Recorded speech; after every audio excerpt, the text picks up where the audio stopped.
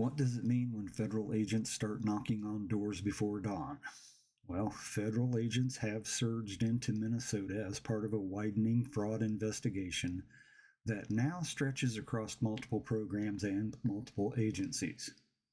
This is not routine enforcement. This is a coordinated federal presence. DHS, FBI, and supporting teams moving through Minneapolis with inspection notices, warrants, and a list of locations flagged for suspected fraud. The operation became visible after DHS released footage of Homeland Security investigations agents going door to door.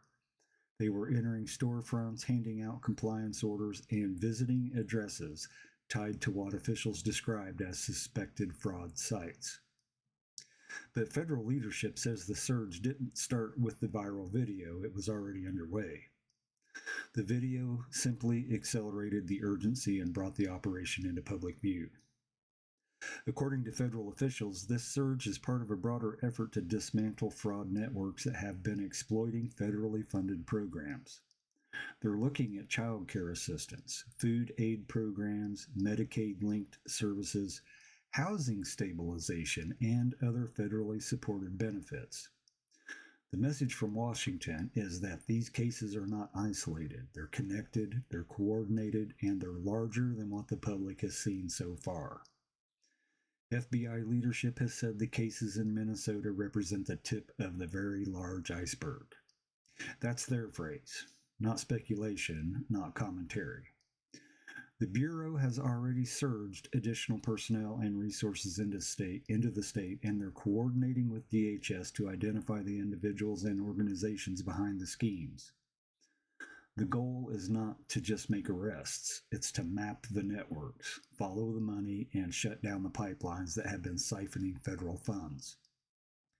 And on the ground, the operation looks methodical. Agents are visiting businesses tied to suspicious billing patterns. They're interviewing individuals connected to flagged addresses. They're collecting documents, verifying operations, and cross-checking records against federal databases. And they're doing it with a level of visibility that signals confidence. Confidence that the evidence is strong enough to justify a public surge. For Minnesota, this is a moment of reckoning. For federal agencies, it's a demonstration of force, and for the rest of the country, it's a warning. When fraud becomes visible enough and large enough, the federal government will show up.